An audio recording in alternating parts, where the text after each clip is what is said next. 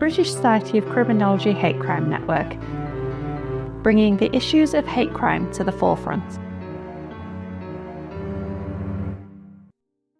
Welcome back to another episode of the British Society of Criminology's Hate Crime Network podcast.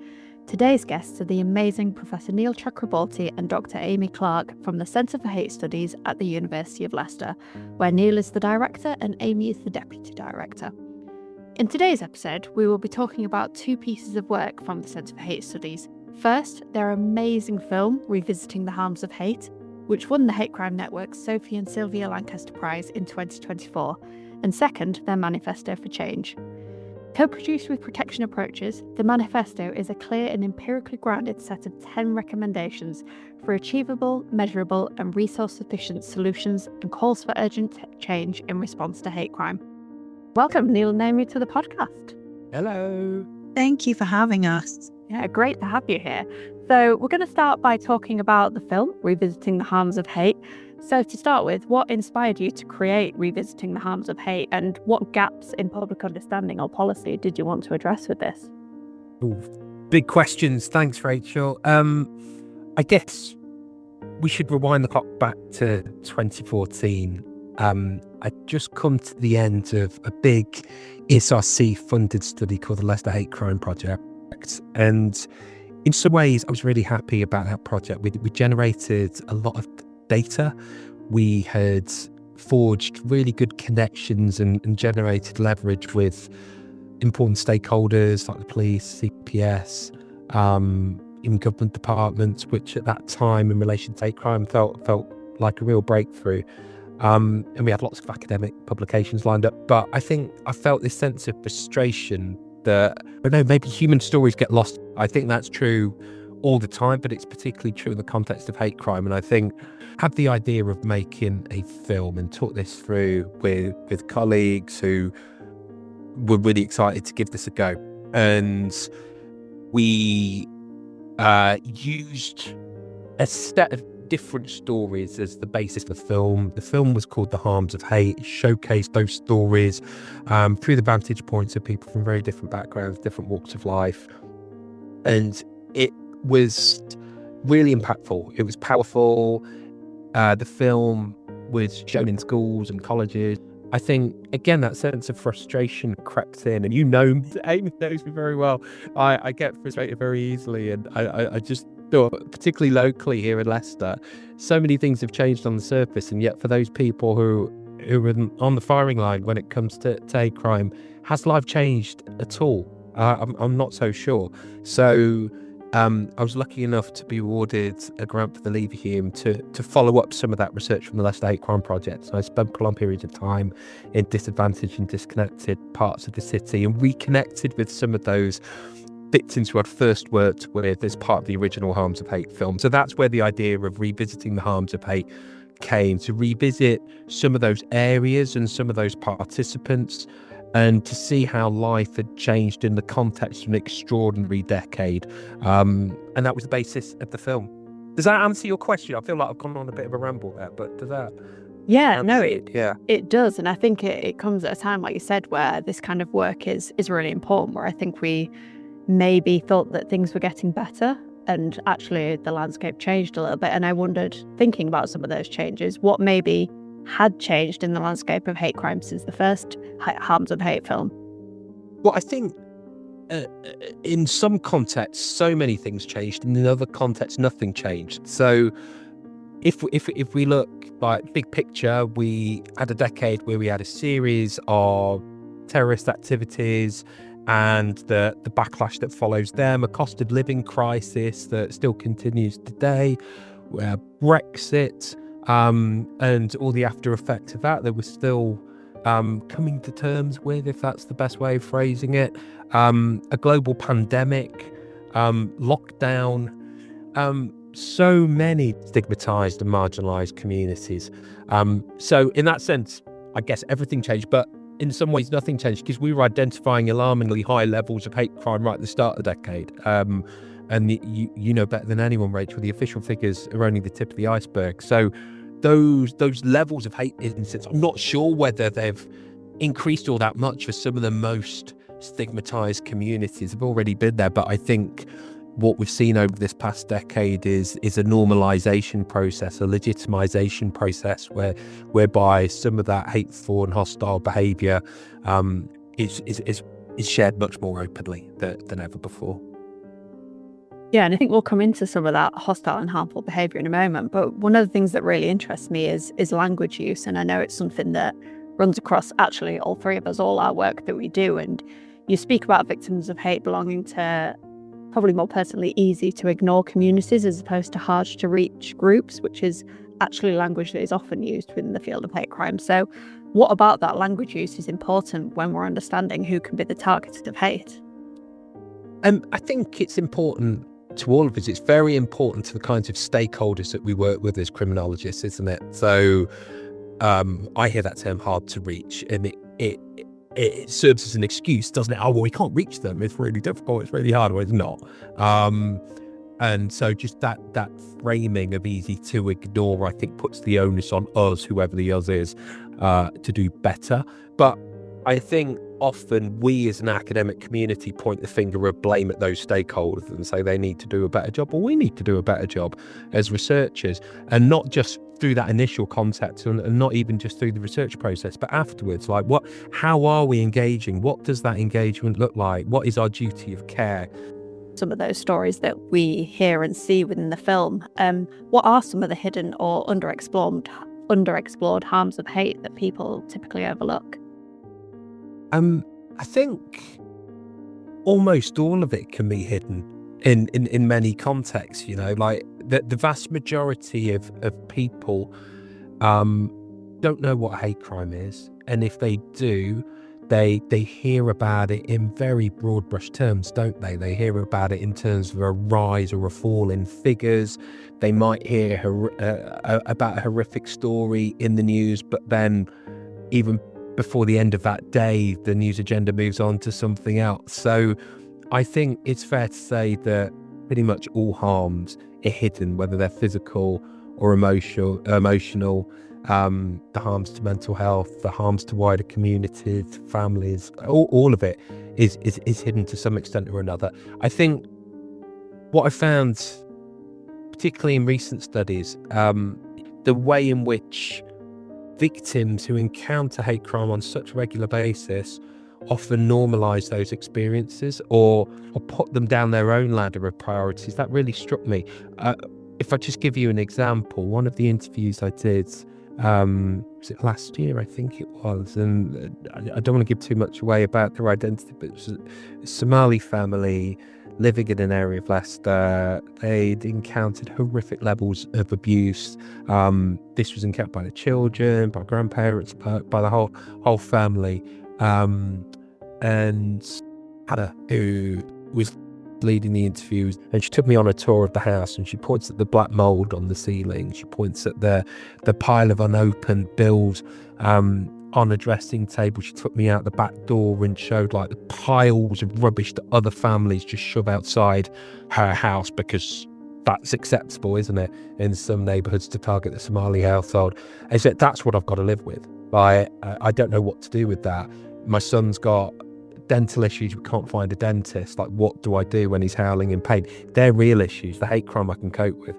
Yeah, I think that's a really important point, actually, isn't it? That normalisation of hate, and actually just the lack of emphasis we as people with lived experience of hate often put on it, because there are just so many other things potentially going on in your life, whether they're related to your identity and the hate you're experiencing or not. But it's the dismissal from those that are responsible for responding to it, and then from yourself, just creates this toxic environment where it's almost enabled, isn't it? Which is quite scary.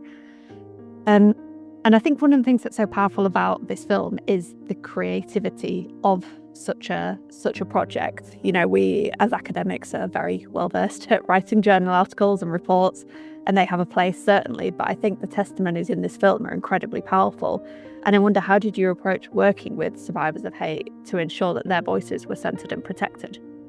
Yeah, it's a really good question. I think it's something that will vary from project to project. I don't think there is a toolkit for me. So one is that process of familiarization. I only worked with people who I'd got to know through the process of undertaking research with them. So I felt that we had a relationship of trust that already existed. That I think was enormously helpful. I think there was also clear communication about the purpose of the film, what I wanted to do with it, the kinds of audiences who might see it, and how we wanted to be as brutally honest as we could in front of a camera. So I think the clarity of communication and the clarity also that if people wanted to leave this or exit at any point, like it's not like you sign a contract and you're in forever, like walk away at any point. We can edit things out, we could cover faces, we could do whatever. So I think that was important. And I think thirdly, what felt particularly important for this film was developing a relationship of trust, not just with me, but with the film team. I had a couple of people involved in the filming of this, and they were brilliant, but they were really happy to spend time with the participants, having coffee, having chats, going for walks, outside of the filming process.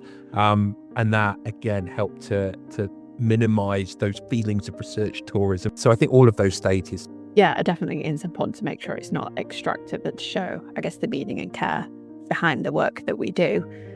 Before we bring Amy in and talk about some of the wider work that is going on at the Centre for Hate Studies, I just wanted to ask a final question about the filmmaking process and the film. I wondered if there are any moments that come to mind that particularly moved or surprised you. Oh God, all of it. Like really, all of it is really hard to. If I had to single anything out, when participants cried, I cried. Like it's really hard. But when you're talking about harrowing stuff, like I've never been very good at putting walls up. Like it really hits me. It's really difficult. And during the filming process, like invariably, like in front of camera and off camera, people would start to well up. And that just gets you, doesn't it? Like I defy any human not to be shocked and surprised and outraged by some of the stuff that we're hearing. So yeah, that would get me, and I'd quickly have to compose myself. Get like some degree of hold back on my emotions. But yeah, if anything, I don't know whether that's a surprise, but yeah, if anything moved me in particular, it's that. I think maybe it is sometimes. I think people picture us as these like stoic, unemotional academics. To reel off a list of emotionless academics, but certainly I'd hope anyway, working within this world where empathy and thoughtfulness is just key to unlocking some of the hidden elements. And you referred to what's hidden earlier, like those hidden elements, like requires us, it's incumbent upon us to care. And we have to show that we care if we're going to encourage people to open up to us, whether we're working with victims, offenders, or the stakeholders. So yeah, I think that's vital. Yeah, absolutely. And I really think that film does this. I remember when I went to the launch, I don't think there was a dry eye in the house at the end. I think we're all collectively sobbing, and I'm sure the listeners, when they watch it, if they haven't already, will as well. So maybe get the tissues before you do watch it. Yeah, good point. Yeah. But moving on now to thinking about some of this change, what we can do with these projects, such as the film. You've already mentioned that hate crime remains pervasive. In many cases, it's increasing rather than decreasing. What do you see as the biggest obstacles to drive meaningful change? Last 10, 15, even 20 years is that I think despite increased awareness about hate crime and harassment and related issues, is that a lot of that awareness hasn't directly translated to meaningful behavioural change. And I think in the current political climate, a lot of that awareness is perhaps not accurately informed always. And that, I think, is posing new and unique challenges for us as researchers, but also practitioners and people working on the ground at a grassroots level, particularly when we're trying to explain these issues and convey what's really happening to people making decisions about what to do about it. So a lot of the work that we do now is, of course, being deprioritized. It's being used politically, it's weaponized being described as woke, liberal nonsense, and of course everybody should just toughen up. And all of that rhetoric is just really trivializing what the real harms are and what people are experiencing every day. So trying to reclaim that narrative and put awareness raising strategies in place that allow people to see through some of what they're being told and being able to really understand what's the realities of what's happening. I think people genuinely believe that issues like racism are not very bad anymore. That is an issue of decades ago. And of course, unfortunately, we know that that's not the case. So I feel like we've regressed slightly, and that we're having to maybe revisit some of the discussions that we were having. That's an ever-evolving landscape at the moment for us, and we're having to adapt the ways in which we're trying to get our messaging out so that we get buy-in and that it lands with the people we need it to. Yeah, and I may want to think about that decision making and that adaptability, because a lot of what we see in addressing hate crime, and it's imperfect, but a lot of it is reactive when we're thinking about enforcement of the law where that applies. But I'm wondering what proactive role should some various institutions play? So whether this is the police, local authorities, educational bodies, or anyone else who you think might be responsible, what role do they need to play in addressing hate crime as well? I'm happy to talk about that first. I think there's a few answers to that question. I think first and foremost, a lot of institutions, a lot of people working within organisations like the police and local authorities and educational bodies, there is a sense of exhaustion. There is a lack of resource. People are running out of ideas. They feel a little bit helpless in some of these cases and not knowing how best to respond. I think it's still the case that there is an overwhelming will to want to do something and to help, but not knowing what to do, especially given the lack of resources, is a real issue.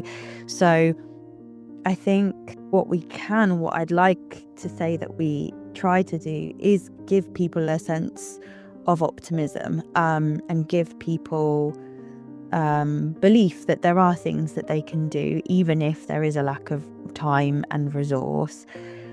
And building relationships is something that all of these organisations can do and should be doing. And although that doesn't directly always tackle issues like hate and harassment, it goes a really long way to building the foundations upon which you can do that more strategic and meaningful work. And I think that is still needed. And again, at the moment, that's the kind of work that we're seeing being eroded or deprioritized as it's not seen as important as some of the other work that, for example, the police have to do on a daily basis. And I think that is a mistake. And I know lots of people feel that way as well. I'm sure Neil's got lots of thoughts about this as well. Yeah, I agree with all of that, Amy. And I think, they're really important points and really significant challenges for the police and those other stakeholders that you referred to. I think something that makes it even harder, and I think this feels more explicitly relevant to hate crime than other forms of crime, I think it's the digital world that complicates things so much. When I first started out in this field, I felt that although hate crime was such a broad and elusive concept in certain ways, actually you could consolidate, you could simplify things and help to signpost stakeholders towards what good looks like, what meaningful interventions can work in different contexts. And certainly when the Centre for Hate Studies were more heavily involved in police training and education, I felt it was perhaps an easier ask of us as researchers to try and identify what works in what context and why. With still hate just so prevalent, but just so complex in its manifestations, the different kinds of platforms, the lack of effective regulation. I feel sometimes it almost feels too overwhelming for any organisation, not just the police, but others, to know how to deal with these kinds of issues. There's not a separation, it's all kind of conflated together. Interpersonal hostility, digital hatred, all of it. And so the easy way out is say, look, we can't do anything about this because like it's an everyday thing, so we've got to focus our scant time and resource on more solvable issues. And I don't think that's an effective response, but it is understandable because of the sheer volume of incidents taking place on a daily basis. So I think any meaningful efforts to respond effectively need to understand how best to articulate what responses work well in an interpersonal context for particular types of offence, and what might work in the digital world. At the moment, I think our language is still quite universal. We talk about hate and hate crime online, offline, but yeah, all of that can feel quite overwhelming. Yeah, definitely. I think this is maybe where we can introduce and talk about the Manifesto for Change, which is something that the Centre for Hate Studies produced.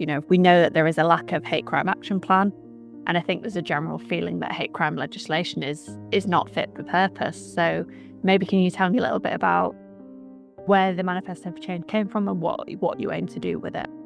Yeah, of course. So I think we were at a moment of reflect, and like you said, Rachel, we were also at a time when there is still no national strategy for how we should tackle hate, and we were routinely being approached by different agencies and organizations asking for our advice, asking for training from us on what they should be doing. And we felt like it was a really good opportunity, and we partnered with Protection Approaches, who are a London-based charity who were also 10 years old at the same time, to put together a really succinct, tangible and actionable manifesto for things that state actors and those, state adjacent actors can take on board and do, again, with kind of minimal resource, to meaningfully challenge hate in the absence of a national strategy. And we've had brilliant engagement with the manifesto so far.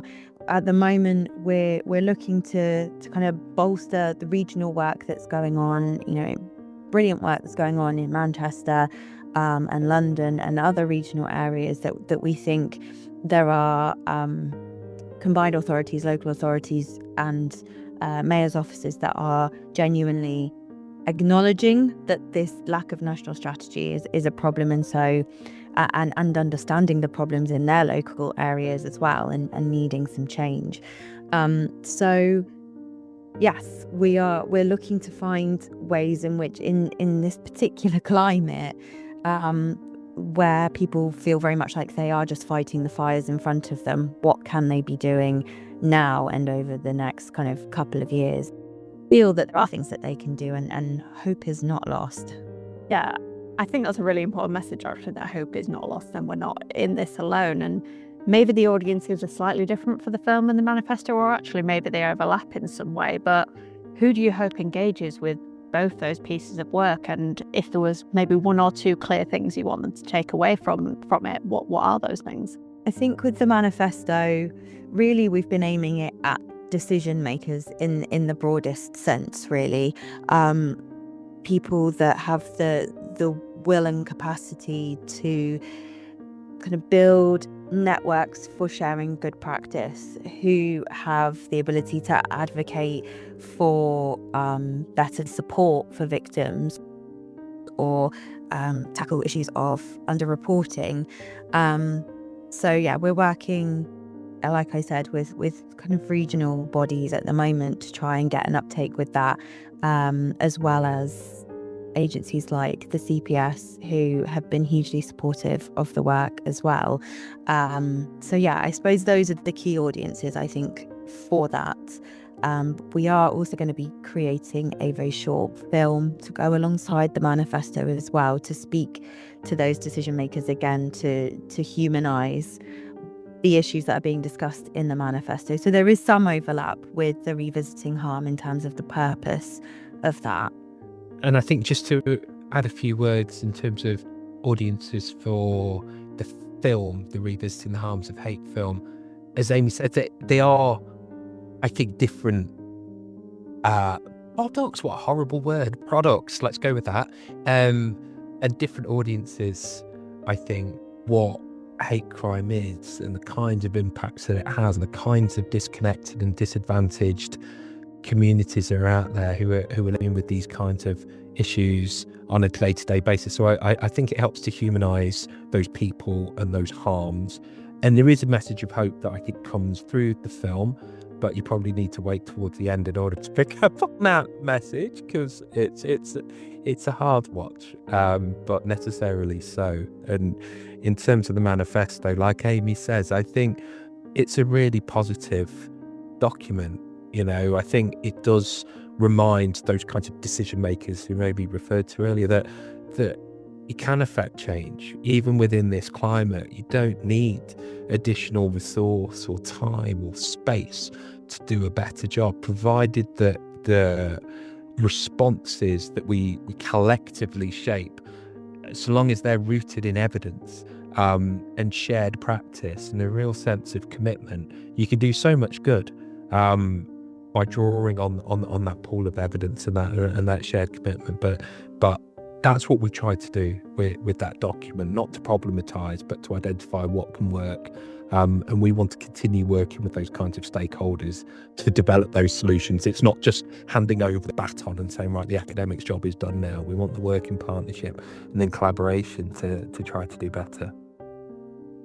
Yeah, I think that collaborative work is so important, and I'm particularly interested in, and I know you are as well, in speaking beyond our own echo chambers. I think a lot of what we do, sometimes you feel like you're preaching to the converted sometimes, and it's really important to step outside to those that are maybe hesitant, or I don't want to use the term ignorant in the sense that they wholly don't understand the problem, but at least those who maybe don't get it in the same way that we do initially. And I wonder whether from the film's perspective or from the manifesto, have you had any conversations or any particularly striking reactions from those kinds of audiences yet? I think the most striking reactions for me are from people who don't encounter hate and hostility on a regular basis or even at all. They've never thought about it.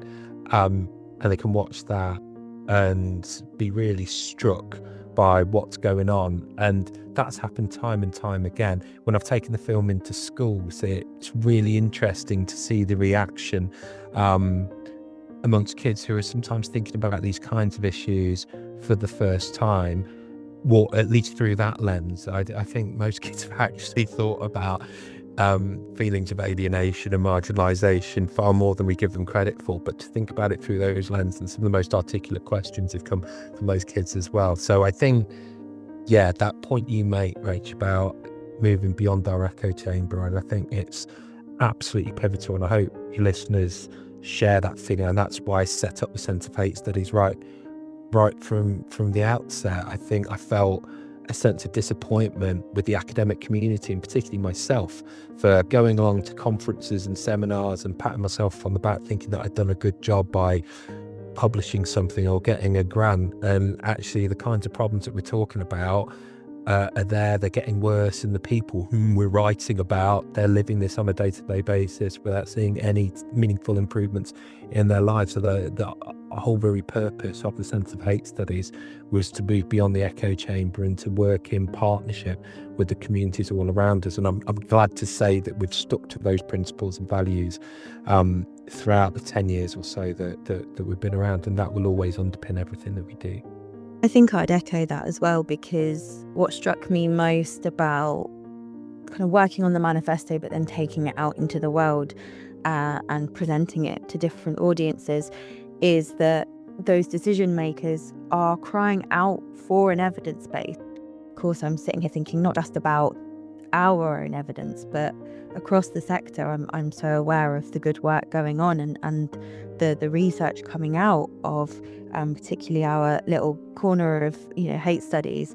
But what that was telling me was that, and I know there's some brilliant work going on. I know academics are trying hard to transcend those academic audiences, but it was telling me at the same time that whatever strategies we've been using up till now, it's not working and it's not been landing, and it's not appearing on the desks of the people that we really need it to be appearing on, and so we collectively need to be responding to the needs of those decision makers and not making assumptions about how our academic work could be translated, but actually asking them, how do you need this? How do you need this to be presented? What is going to be most useful for you? And if it's a one-pager policy document, okay, I'm going to go away and try and create that for you because you're time poor and you don't have time to be reading the kinds of documents that we create, even when we think we've created a non-academic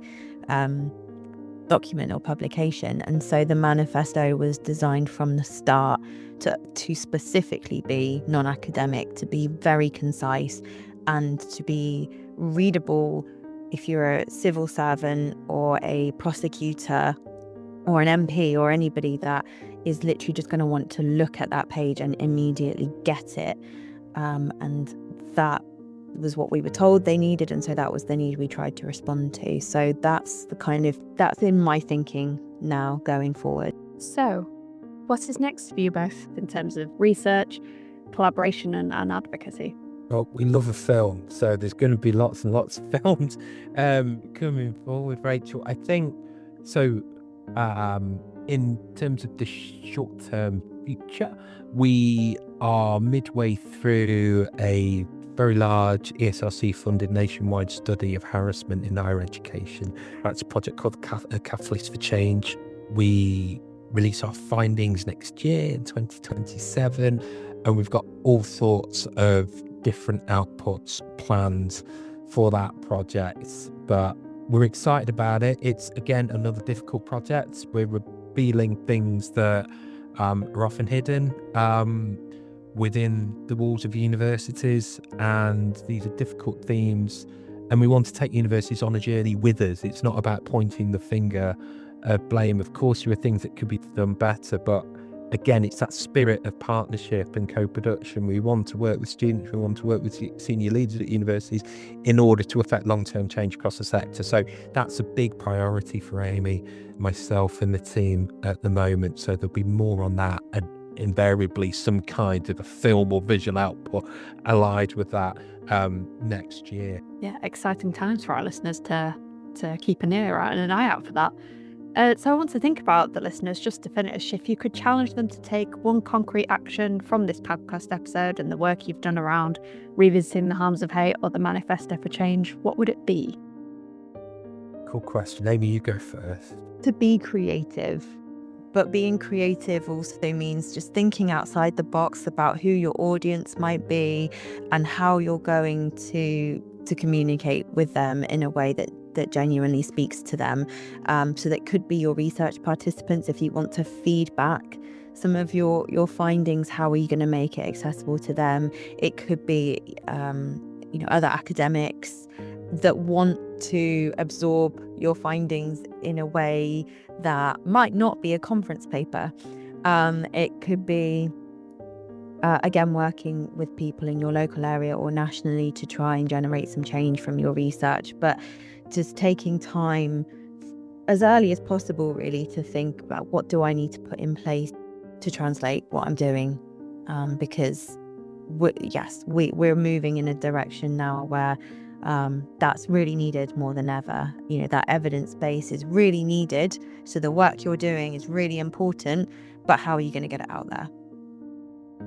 Yeah, I think they're brilliant points, Amy, but I think you cheated, and there's probably like 3 or 4 ideas in that. So I'm just going to play by the rules and stay with no, I completely agree with all of that. My suggestion is similar. I would urge your listeners to spend time with people who don't think like them. If we're going to be true to this idea of stepping outside our echo chambers, that's not just when it comes to our academic dissemination or who we sit next to at a conference or whatever. I think it's a lifestyle thing. Of course, we don't want to spend time with people who have divergent views to us or views that we find problematic or even repellent. I get that, and I truly do believe that there is more that unites us than divides us, but that can only happen if we're prepared to have conversations, if we're prepared to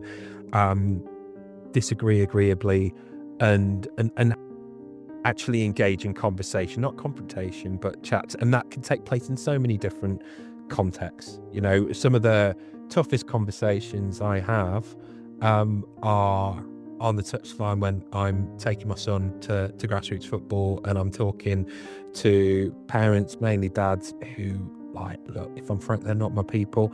I hope they're not listening. But you know, it allows me to actually engage in a way that is meaningful to them. I have to use language and frame things and listen to what they have to say and try and understand things from their vantage point. And I love that. So the more of that, the better.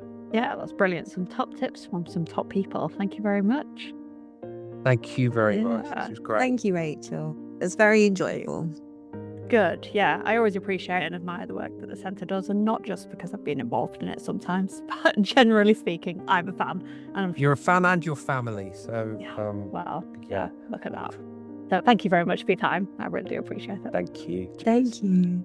Thank you for listening. We encourage you to continue the discussion by visiting the British Society of Criminology Hate Crime Network website, or you can find us on our social media platforms on Facebook, LinkedIn and Blue Sky, where you can find access to our resources, publications and information on our upcoming events.